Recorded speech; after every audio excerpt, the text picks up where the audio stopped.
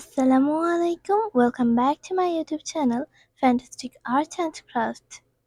আশা করি আপনারা সবাই আল্লাহর রহমতে ভালোই আছেন। আলহামদুলিল্লাহ, আমিও ভালো আছি। আজ আমি আমার প্রথম অ্যাক্রিলিক কালার ফেভিক্রিল অ্যাক্রিলিক কালারের সেটটি রিভিউ করে দেখাবো।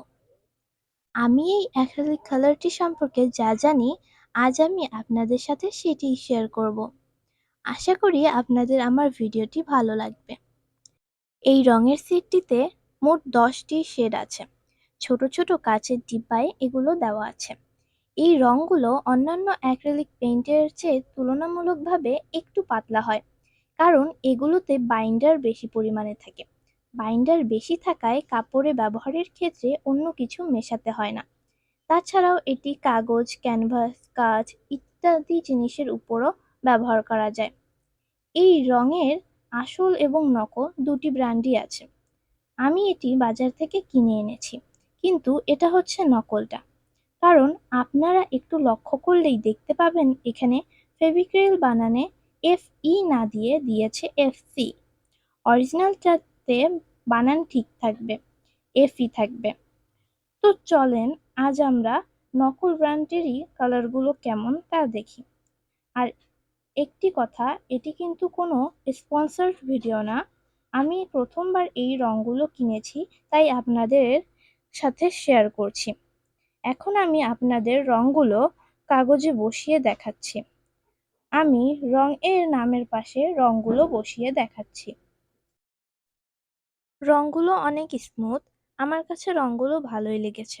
যদিও এটি নকল, আপনারা এই রঙটি কিনলে অবশ্যই অরিজিনালটি কেনার চেষ্টা করবেন। আমি পাইনি, তাই নকলটিই নিয়েছি। আপনাদের সহজে বোঝানোর জন্য আমি রঙগুলোকে আমরা সাধারণত যে নামে চিনি সেই নামগুলোই বলছি।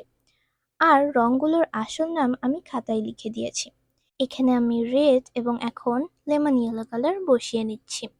এরপরে আমি আপনাদের একটি ব্রাউনিশ কালার, যেটা অনেকটা বাদামি রঙের মতো, এটা বসিয়ে দেখাচ্ছি। এই রঙগুলো নকল হলেও আমার কাছে বেশ ভালোই লেগেছে। আপনারা অবশ্যই অরিজিনালটা কিনবেন, কারণ অরিজিনালটা এর চেয়েও অনেক ভালো। এখন আমি ডিপ পার্পল কালারটি একটু ঝাঁকিয়ে নিলাম, কারণ যেন এর ভিতরের সব কিছু ভালোভাবে মিক্সড হয়ে যায়। আর এই ডিপ পার্পল কালারটি অনেকটা কিন্তু পিঙ্ক কালারের মতো, এটা আমার কাছে বেগুনি লাগছে না। তবুও যেহেতু নাম ডিপ পার্পল, তো এটা ডিপ পার্পল। অ্যান্ড দেন এটা হচ্ছে ব্ল্যাক কালার। ব্ল্যাক কালারটি সত্যিই অনেক সুন্দর। এবং দেন এটা হচ্ছে হোয়াইট কালার। হোয়াইট কালারটি যেহেতু পিছনে এটা সাদা পেজ, তাই সাদা পেজের উপর ঠিকভাবে বোঝা যাচ্ছে না। এরপরে আমরা দেখব ডার্ক গ্রিন কালার, যেটা অনেকটা কচু পাতার রঙের মতো, যেটাকে আমরা গাঢ় সবুজ বলি, সেই রংটি হচ্ছে এটি। এই ডার্ক গ্রিন কালারটি আমরা এখন বসিয়ে নিলাম। তারপরে আমরা এখানে লাইট গ্রিন কালারটি দেখতে পাচ্ছি। লাইট গ্রিন কালারটিকে আমরা টিয়া বলতে পারি, কিন্তু এটা সঠিক টিয়া না, অনেকটা সাধারণ সবুজ রঙের মতনই। যদিও ডার্ক গ্রিন এবং লাইট গ্রিনটির মধ্যে বেশি পার্থক্য নেই, হালকা একটু লাইট কালার লাইট গ্রিনটি এবং ডার্ক গ্রিনটি একটু ডিপ। এটি হচ্ছে ব্লু কালার, যার অরিজিনাল নাম ব্লু।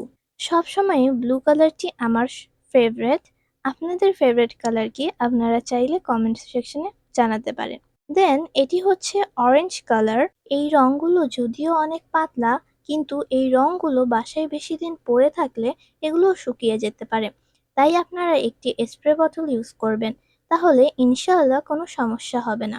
আপনারা যদি এটা শুকিয়ে যেতে দেখেন, তখন আপনারা একটু করে পানি স্প্রে করে দিলেই এটি ঠিক হয়ে যাবে। এই হলো মোট 10টি কালার। এই কালারগুলোর সাথে কিন্তু সিলভার, গোল্ডেন এই ধরনের মেটালিক কালারগুলো থাকে না। এই কালারগুলো আপনারা সিঙ্গেল পিস আলাদা করে কিনতে পারেন। এই হলো গোল্ডেন কালারটি। এগুলো সাধারণত অন্য কালারগুলোর চেয়ে একটু ঘন হয়। এগুলো খোলার পর আপনারা খুব সুন্দর করে মিক্সড করে নেবেন, না হলে সুন্দর মেটালিক ভাবটা আপনারা পাবেন না। এই দেখেন, আমি আপনাদের দেখানোর চেষ্টা করছি এটা কতটা ঘন। এটা কিন্তু অনেক ঘন অন্যান্য ফেভিক্রিল অ্যাক্রিলিক কালারগুলোর চেয়ে। তো আপনাদের আমি খাতায় সুন্দর করে বসিয়ে দেখিয়ে দিচ্ছি যে এই কালারগুলো কেমন। এই কালারগুলোর দাম কিন্তু অন্যান্য কালারগুলোর চেয়ে বেশি, কারণ এই কালারগুলো সিঙ্গেল পিস একটি 50 টাকা করে। আর অন্যান্য ফেভিক্রিল কালার যদি আপনারা কিনতে চান তাহলে সেটি 35 থেকে 40 টাকার মধ্যে এসে যাবে। এই ফেভিক্রিল কালারের সেটটি আমার কাছে নিয়েছে 340 টাকা। বিভিন্ন জায়গায় এর দাম বিভিন্নভাবে কম বা বেশি হতে পারে, তাই আপনাদের ওখানে দাম 340 না হয়ে অন্যরকমও হতে পারে। ভিডিওটি ভালো লাগলে লাইক, শেয়ার এবং সাবস্ক্রাইব করে আমাকে একটু সাপোর্ট করবেন প্লিজ।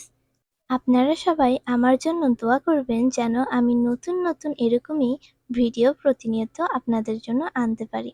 আর আপনাদের ভিডিওটি কেমন লাগলো তা কমেন্ট সেকশনে কিন্তু কমেন্ট করে জানাতে পারেন। আর এই রংগুলো ব্যবহার করে আমি একটি খুব সুন্দর পেইন্টিং করেছি, আর সেটি হচ্ছে এই কাবা শরীফ।